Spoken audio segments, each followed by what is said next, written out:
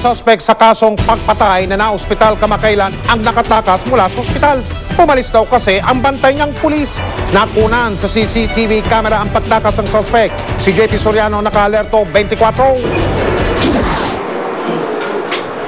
Sa CCTV camera ng Metropolitan Hospital, kita ang pag-alis ng murder suspect na si Marcelino Nicolas sa ikalimang palapag na ospital bago sumakay sa elevator nitong Biyernes ng hapon. Nakasando lang at ayon sa mga nakakita, namamaga na raw ang kamay. Dahil sa pagpustit na ito, masama ang loob ng mga kaanak ni Roberto Co, ang 48 anyos na negosyanteng pinagbabaril at napatay umano ni Marcelino noong July 7 sa Tondo. Nakatakas ang suspect matapos daw iwan ng bantay na pulis.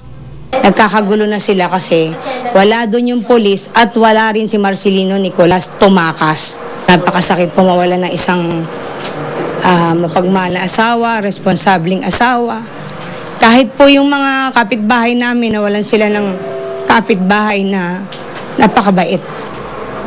Ayon sa may bahay ng biktima, matagal na raw may galit ang suspect sa kanyang asawa dahil sa alitan sa ilang pagmamayari ng kanilang pamilya. Nakuntain sa ospital ang suspect matapos magtamo ng tama ng bala ng manlaban si Co. Si PO2 Arthur Pineda ng MPD Station 1 Detachment ang bantay ni Nicolas Hospital noong July 30. Alas 7 ng umaga hanggang alas 7 ng gabi ang kanyang duty. Base sa records ng ospital, pinapalitan daw ng doktor ang swero ni Nicolas sa nurse bandang 1:30 ng hapon. 11:15, umalis ng umaga, umalis yung nasabing bantay na pulis na si PO2 Arthur Pineda at bumalik siya nung alas 2:35. The time interval is between 1:32 to ng hapon. Sinubukan naming kunin ang panig ni PO2 Pineda pero ilang araw na raw na di pumapasok. Sinubukan din namin siyang tawagan pero di siya sumasagot. Ginagawa namin ng report na he failed to report for almost 3 days. Ang Metropolitan Hospital naman, wala raw pananagutan sa pagtakas ni Nicolas sa ngayon ayon sa pulisya.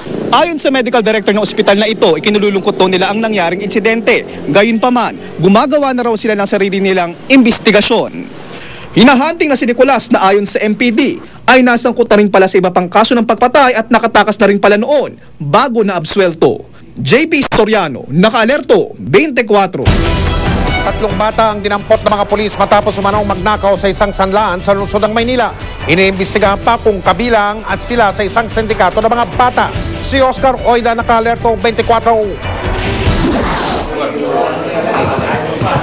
Inosente pa kung pagmamasdan ang mga batang ito. Kung kaya't sino mag-aakalang sa mga murang edad nila na 10 hanggang 13 anyos, panloloob na ng pawn shop ang mapagtitripan nilang gawin. Pasado alauna na madaling araw nang makatanggap na reklamo ang mga tanod sa may Meseta, Espanya hinggil sa mga ingay na nanggagaling sa loob ng isang pawn shop sa lugar. Tila may pumupukpok raw ng kung ano man sa loob. Sabi daw may pumupukpok. Ngayon inabangan namin. Bigla may lumabas na isa, hinabol namin. Ngayon tinanong namin yung nahuli namin, meron pa daw dalawa doon sa loob. Sa loob ng pawn shop, natagpuan na ang dalawa pang menor de edad na suspect.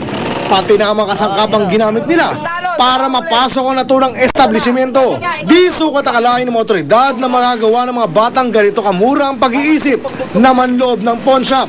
Di naman kasi biro-biro ang magdistrungka ng isang accordion type na pinto gamit ang isang bareta. Ayon sa mga bata, mga taga-Bulacan daw talaga sila at isinama lang sila sa Maynila ng 6 na lalaki.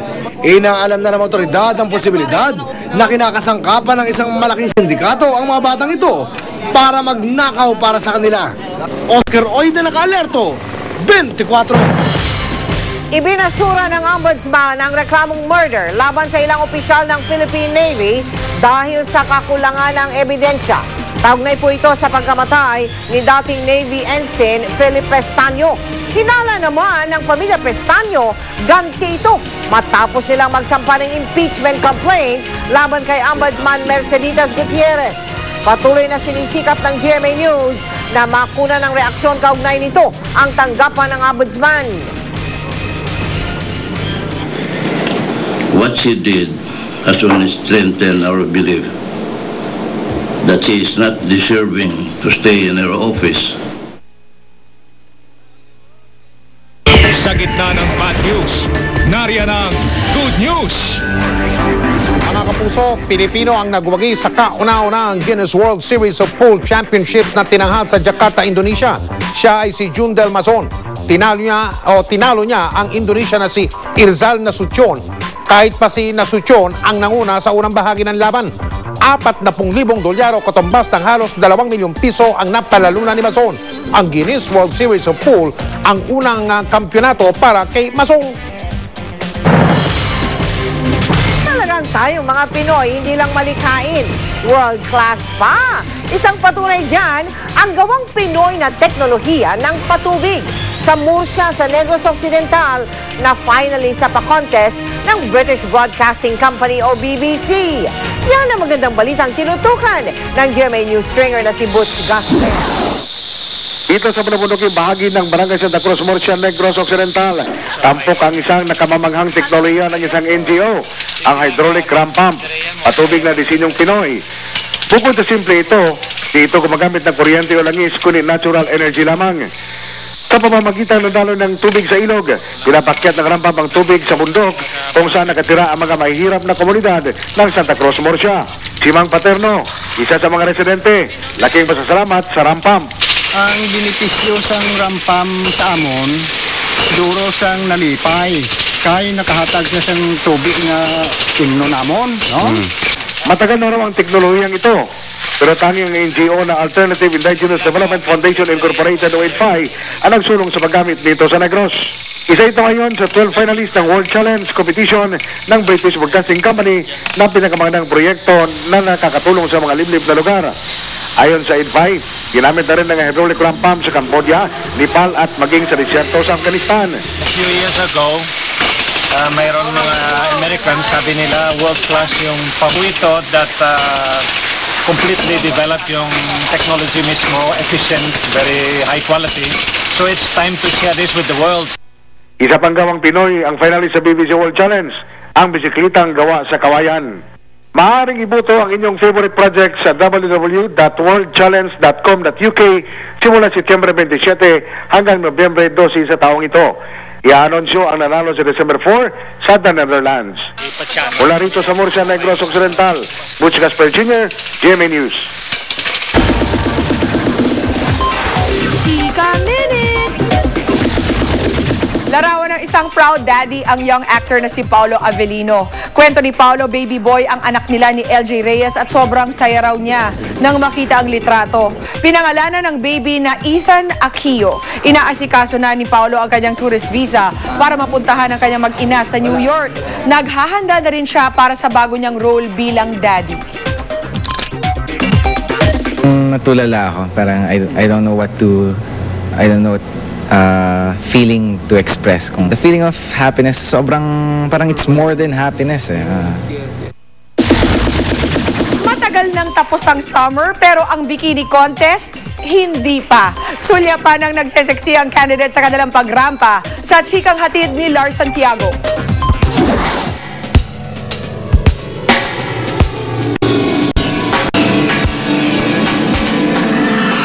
Nitong weekend, sa gitna ng pag-ambon, walang takot na rumampa ang ilan sa mga kasali sa 2010 Bikini Bodies. I want to gain more experience and to gain also more friends and especially the self-confidence. Siyempre experience, tsaka exposure. Gusto ko rin kasi pumasok sa showbiz. Tsaka knowledge sa mga ganitong klaseng patimpala. Pag-aartista ang target ng karamihan sa mga kasali. Marami raw kasing mga sikat na artista ngayon ang galing sa mga personality contest. Kung mayroon ding opportunity na magbigay sa akin, why not? Hanggang sa hindi kakasira ng pangalan ko, gagawin ko. Ngayon pa lang, kanya-kanya na sila ng idolo na gusto nilang tularan. Marian Rivera. Kasi po ang galing niya po umarte siya umiyak. At kung talent ang pag-uusapan, hindi naman daw sila pahuhuli. Hindi lang daw pagrampa at pag-arte ang pwede nilang gawin. Bakit ngayon ka lang? Bakit ngayon kung kailan ang aking puso'y mayroon ng laman? Ang announcement ng winners ay itinakda sa August 18 sa isang bar sa Quezon City. Lars Santiago, updated sa Showbiz Happening. More chika later, wag bibitiw. Susunod! Matapos ang pagdukot sa ilang bata sa Caloocan ng mga sindikato, ang ilang magulang nagsisiguro na. Umano'y miyembro ng Gapos Gang na nambibiktima ng mga estudyante sa Maynila, arestado. Dingdong Dantes at Marian Rivera nagpakilig sa Kapuso Fans Day sa Pangasinan. At si Venus Ra, ano kaya ang nararamdaman sa nalalapit ng laban sa Miss Universe pageant? Tutukan lahat ng yan dito sa 24 oras. Ang hanap